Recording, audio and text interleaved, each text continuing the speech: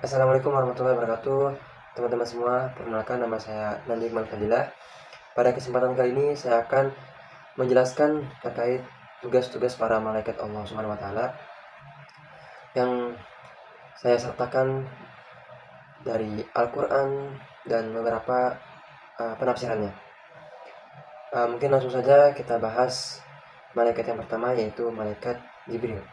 Malaikat Jibril memiliki tugas yaitu menyampaikan wahyu dari Allah Subhanahu wa taala kepada para nabi dan rasulnya. Sebagaimana Quran surah An-Nahl ayat 102 yang artinya, katakanlah Nabi Muhammad, Roh Kudus menurunkan Al-Quran dari Tuhanmu dengan hak untuk menumbuhkan hati orang-orang yang telah beriman dan menjadi petunjuk serta kabar gembira bagi orang-orang muslim. Nah, dalam kitab tafsir Ibnu Katsir disebutkan bahwasanya yang dimaksud Roh Kudus di sini yaitu malaikat Jibril. Jadi malaikat Jibril menjadi perantara atau penyampai wahyu dari Allah Subhanahu wa taala kepada para nabi dan rasul.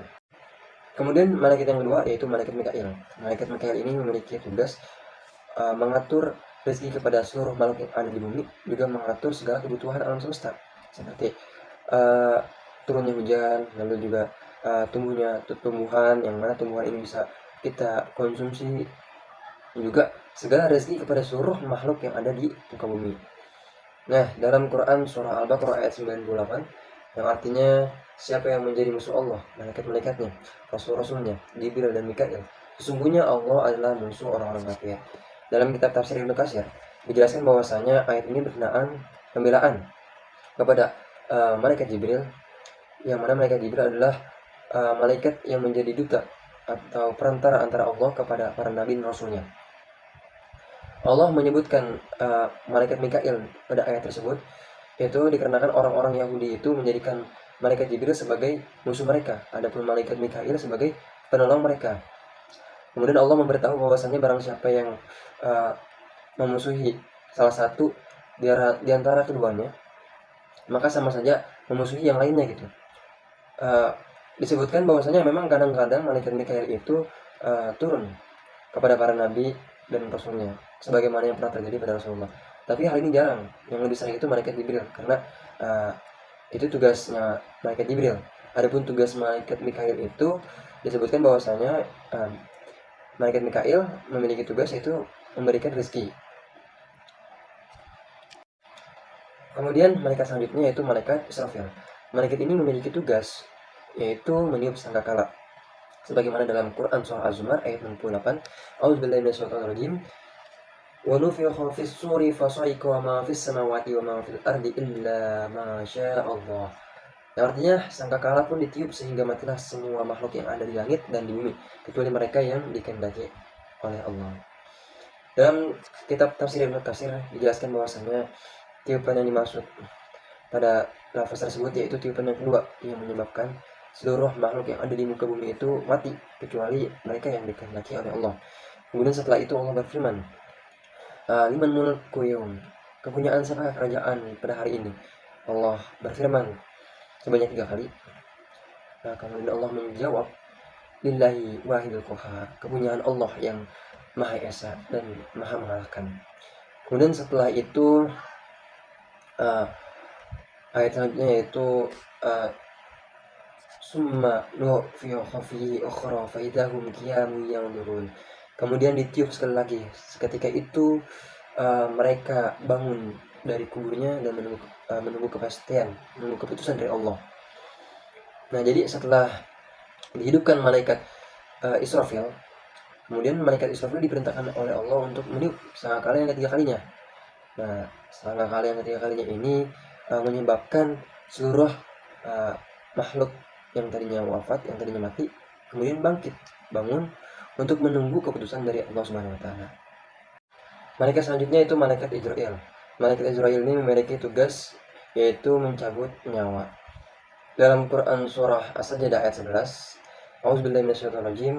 Qul yatawaffakum malakul mautil ladzi wukila bikum tsumma ila rabbikum turja'un. Yang artinya, katakanlah, malaikat maut yang diserahi tugas untuk mencabut nyawamu akan mematikanmu, kemudian kepada Tuhanmu lah kamu akan dikembalikan. Nah, dijelaskan dalam kitab tafsir Ibnu Katsir bahwasanya malaikat ini dinamakan malaikat Israil.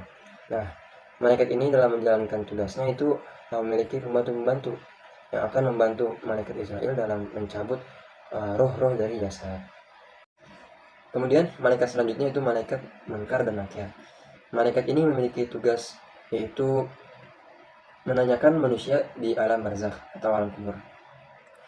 Di dalam kitab tafsir Ibnu Katsir itu dipaparkan sebuah hadis yang memiliki makna, yaitu nanti ketika manusia itu masuk dalam kubur itu datanglah dua malaikat yang mendudukkan ahli kubur itu.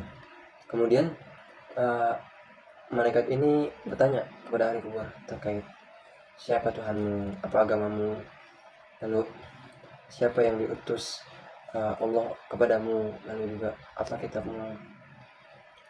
Nah, kemudian jika orang itu memang orang yang beriman dan orang yang soleh, maka ia akan bisa menjawab pertanyaan-pertanyaan tersebut. Nah, disebutkan dalam sebuah hadis bahwasanya malaikat yang datang itu, kedua malaikat yang datang itu adalah malaikat Munkar dan Nakir. Ya'tihi, Rasulullah SAW berfirman, Ya'tihi malakani aswadani azraqani yuqalu li ahadihima al-munkar wal akharu an-nakir. Dua malaikat yang hitam kebiruan. Nah, dalam kitab Jalalaul Afham ini memiliki makna matanya. Jadi hitam kebiruan itu matanya. Datang kepadanya, yang satu disebut Munkar, yang lain disebut Nakir. Munkar dan Nakir. Kemudian malaikat selanjutnya yaitu malaikat Raqib dan Atid. Nah, malaikat ini memiliki tugas yaitu mencatat amal baik dan amal buruk seseorang selama ia hidup. Jelas disebutkan dalam Quran surah Qaf ayat 17 dan 18.